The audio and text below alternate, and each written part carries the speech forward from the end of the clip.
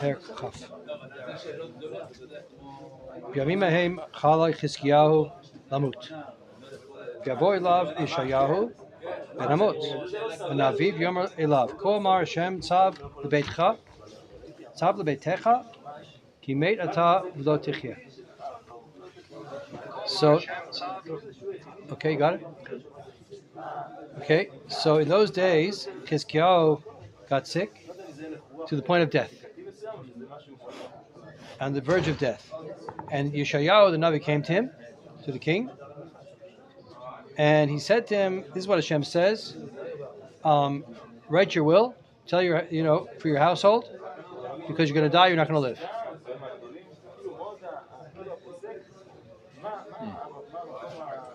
The sages say, you're going to die in this world, you're not going to live in the next world also. You're going to also have a problem in your spiritual future. Because why? Because he didn't have children.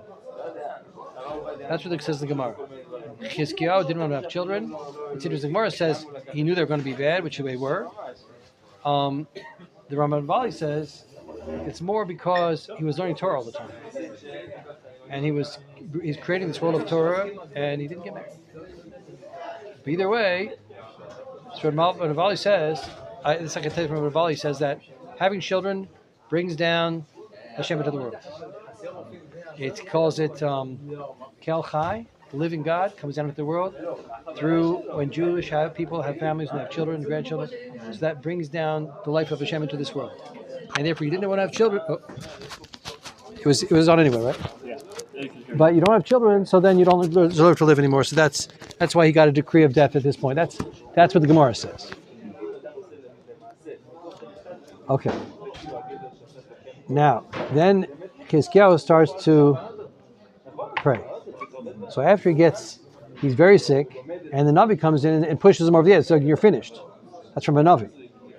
So then you're really finished, On the verge of death, in comes a Navi and says, okay, you have no hope. If a doctor says it, it's already pretty bad. If a Navi says it, it's much worse. Machon?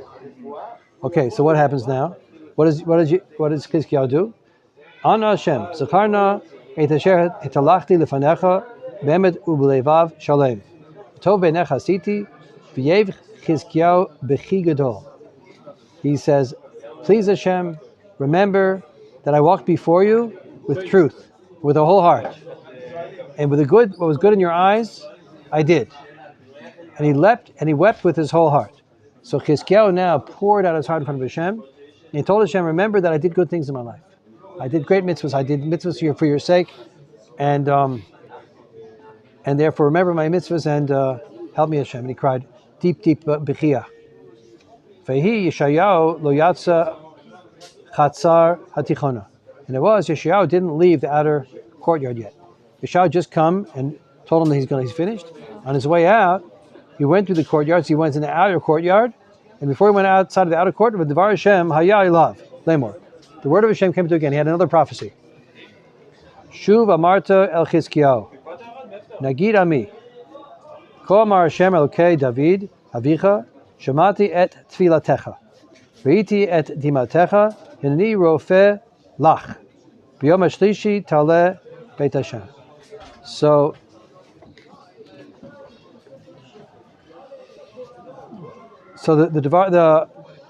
the prophecy came down to Yeshayahu when he's leaving and he's out of the courtyard, and it said to him, go back and you'll say to Chizkiyahu, go back to Chizkiyahu and say to him, Chizkiyahu, the Nagid of my nation, the prince of my nation, this is what Hashem says, the God of David, your father, I heard your tefillah, I saw your tears, and I'm going to heal you. In the third day, you will go back into the Beis HaMikdash.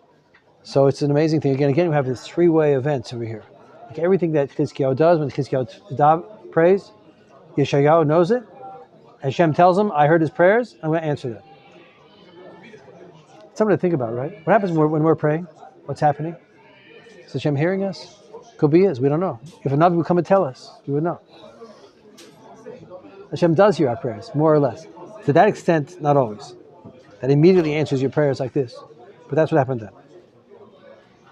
It's very interesting that the power of prayer. It's something that's hard to understand because you can't see it. You can't measure it. It's hidden. but it's sort of like it's built into the world. Hashem made the world, and he put it in the hands of human beings that he wants them to pray and to bring things down, make things happen. The Gemara says in Bereshit, the Torah says in Bereshit, it says Hashem created the world, he created the grasses, but they didn't grow. They stayed on the ground. Until it came the sixth day, it came Adam, and the Adam could you come and say, oh, we need rain. And the Adam will pray for the rain, and then it will rain. And that's what happened. Because why? Because Hashem wants Adam to recognize the good. So he has to realize that it's missing and pray for it, and then it'll come down. So Hashem made the world in such a way, that was still the first 6 days of creation, he made the world in such a way that things work through our tefillos. That's what Hashem wants. But we don't realize that. We go and we say our tefillos, and we think it didn't go anywhere, but it's not true. It does. Okay. Philosophy, and you see here, like this is the highest level. This is Chizkiyahu's, the Tzaddik's great tefillos. Philosophy, al yemecha chamesh esrei shana. I will add on to your years 15 years. Mikaf melech Ashur atzilcha. It will save you from the hands of the Melech Ashur. At the Irazot, I will also save the city. Yerushalayim, Gonoti ala Irazot, and I will protect the city. Lamani u'laman David avdi. For my sake, Shem says, and for the sake of David, my servant. So I have to explain something here. So what happens is we just learned the story about Melech Ashur getting smitten by the Malach, having this sort of plague come down on them all of a sudden and getting wiped out and turning back. And that didn't happen yet. We're going backwards. It's backwards. It's out of order. Now it's going back to what happened in the personal level for Chizkiyahu at that time. And he got before he came back. I think it was during the siege. This was during the siege. They were under siege again, but he came back. Right. They were under siege, and he was overwhelmed, and he got sick. And that's what all this happened. So Hashem said, first the prophecy was, you're going to die. And then, because Chizkiyahu davened from the depths of his heart, so what happens is, the second prophecy came and said, you know what, you're not going to die. 15 more years of your life, and we're going to save Yerushalayim, which we knew that already. That's a repeat. Save Yerushalayim. Oh. Yomi Shayav, V'chu developed te'enim, V'chu v'yasimu al shkin v'chi. So Yeshayahu said, take this developed te'enim. Cake? Yeah. In other words, it means a spread of figs, a fig butter, right? And take it and put it on the infection you have on your skin. So he had all kinds of infection on his skin. Who knows what he had? He had chicken pox, measles, I don't know what. He was dying. So put it on that. Yomer Chizkiyahu el Shahu. Okay, so we'll stop there for a second. So, okay.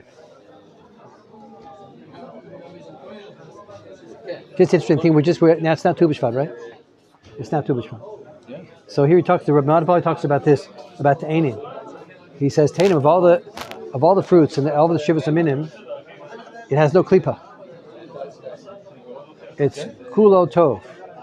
It's like the best fruit because it's all good. Usually there's the good inside and there's the klipa outside, and that means something. That's like most things in life. And Tain is different. So Tain is the highest thing. Although it's not good for wounds. Here it was the opposite type of thing. Okay. Now the question is, I want to go back and I will learn the Melachim with you guys. The question is, why did Chizkiyahu get sick? Chizkiyahu was amazing. Like he came out on top in every way. His bitachon, he was almost every way. He made a mistake and came back also. He made a mistake in giving the bribe to the king, but then the king came on anyway, and then he maintained his bitachon. And so why is he davened before? He prayed before and he got answered. They're gonna be saved. And now why did he get sick? And what's it about? So listen to what he says here in the Malbi. I want to learn with you the Malbi. The enemies of a person are three. A person has three enemies. Follow? You with me? The enemies of a person are three.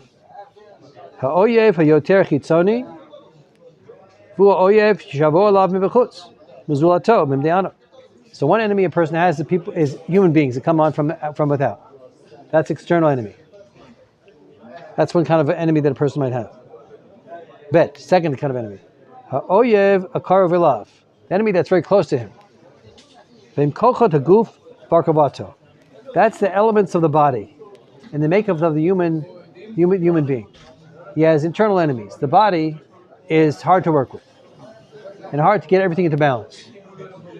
We have forces of the body and forces of illusion that go with having a body. We have, drives, as they say in modern terms. Nefesh Bahamut, as we say in Tanya terms, Kabbalistic terms. We have the animal soul. And, okay, so he says, V'heim kochot haguf kabato. Sher yan hurkav v'hum zag midvarim shonim mitnagdim. Because the soul of the person, or the body of the person, is combined of many different types of opposing forces. We can use Kabbalah terms like air, fire, earth, and water. Let's talk it like that, for example. I'm not sure if that's what Mom is referring to, but that's probably part of it.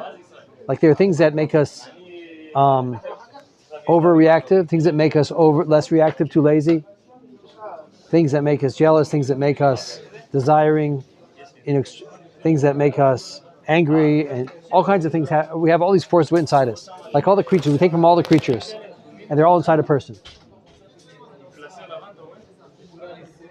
So, 8 Yufar Brit, Beneim, Didgavru, Hakochot, Hamitfalim, Alapolim. The Malbim is saying it more simply than I am, though. He's saying that sometimes the Brit between them, the covenant between the parts of the body, becomes sort of undone. And the forces, the reactive forces, overtake the active forces. So in other words, we have reactive forces. We call that the drives. Like forces of fear, forces of desire, forces of power, all the things that are inside the person. And if he's in balance, so those things are put into the right place and you could manage. But when you're out of balance, so things take over, and that's the internal enemy. That's the second, that's the external enemy. That's the second external enemy. Because the body is external to the person. That's not the essential person. That's the second enemy.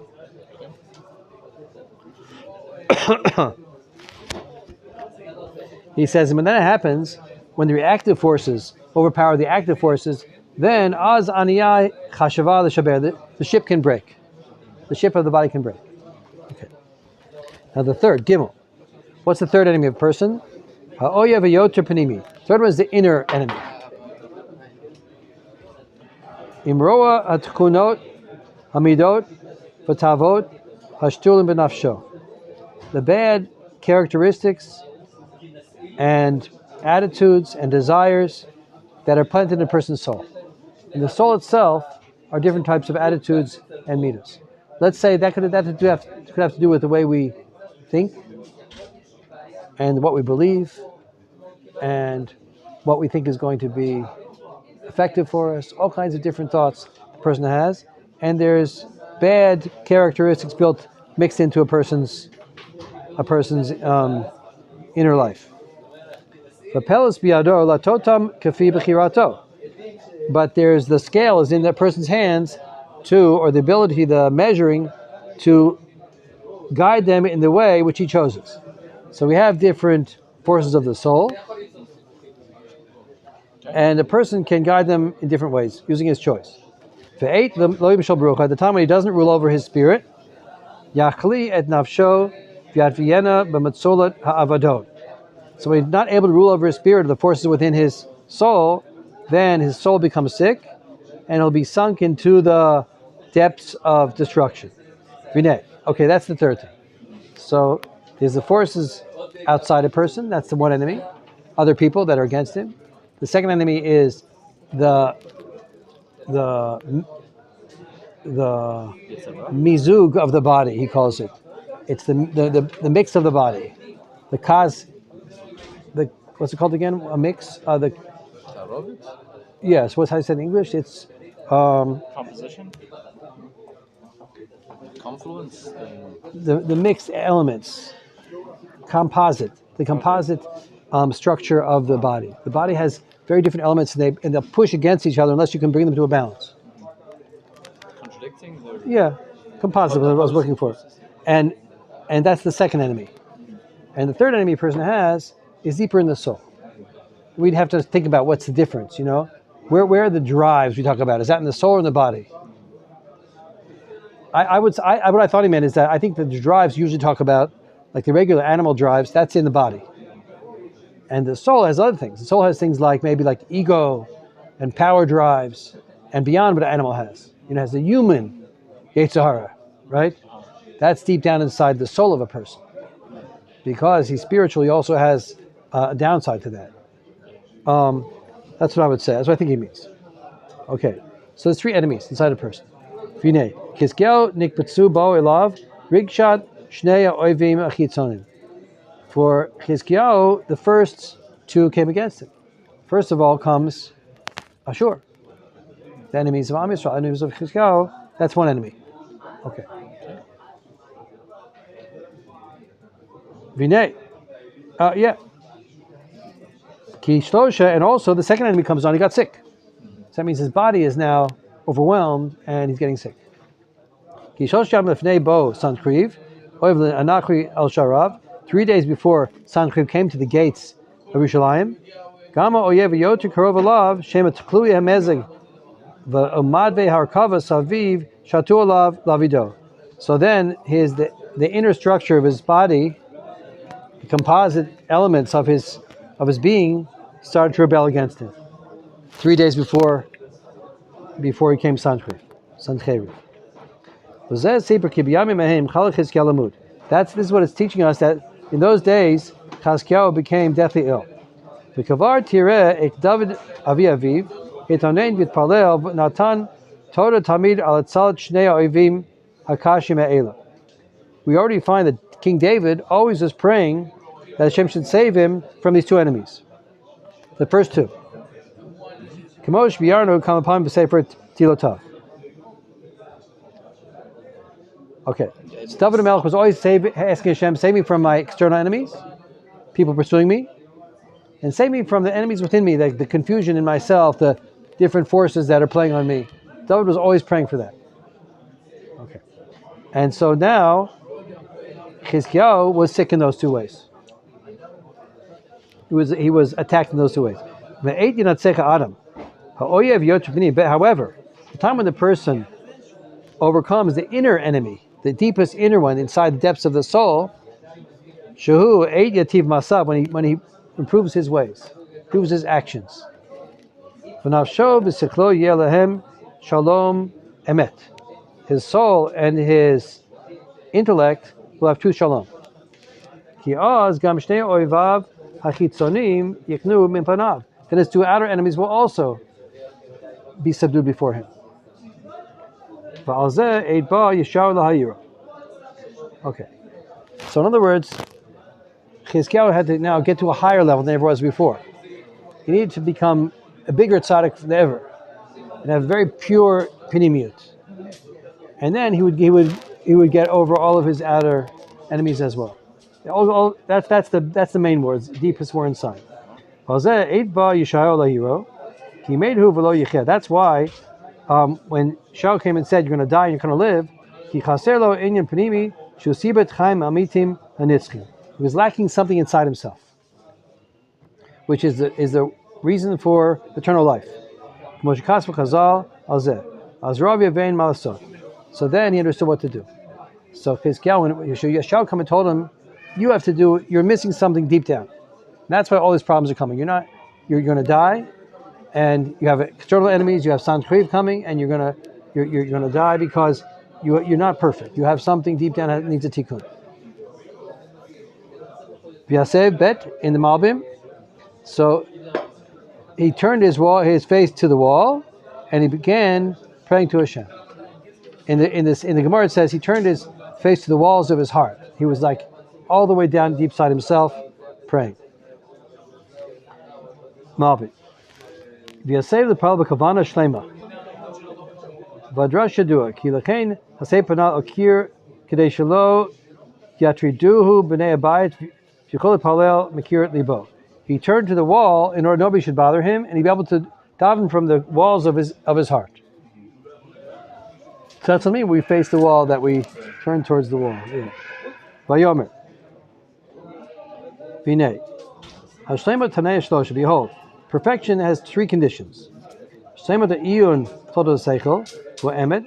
Shamin Beshav Niteh Eich Yasig V'Yamin Ha'emet Bamunot V'Deot. Okay, so now, the perfection of the soul comes in three ways. First thing is, he has to be clinging to the truth. He shouldn't believe in false beliefs, and he should believe the truth in his attitudes. That's what he's saying. Behold, Hashem, I walk before you with truth. Second thing, bet. The second thing a person needs for perfection is, so first thing a person needs for perfection, to be a perfect person, perfect his person, is to have truth in his understanding. He has to be clinging to the truth of what's true beliefs, not false beliefs, etc. Second thing, the second thing is he has to have perfection of the seichel masi, a practical perfection. V'hu shamasa tov asher yaseh lo yeh emtzai ach tachlit latzmo. V'shlo yaseh masa tov bavor eze davar acher toel kitzori gufani o nafshi mitikanot shekvar mitikvat skar bezeh o baba. Shaz ein lebavo shleh. V'kamechila ben apula ben tachlit shal apula shel chutz min apula amasa hu lo nikra masa bechirit. Okay, whatever. So say like this. The second thing is that he has to have perfect actions. Meaning his actions have to be for the sake of the action itself, not for some kind of a ulterior motive. So you're doing the right thing because it's right. You have to start living like that. And the third thing is,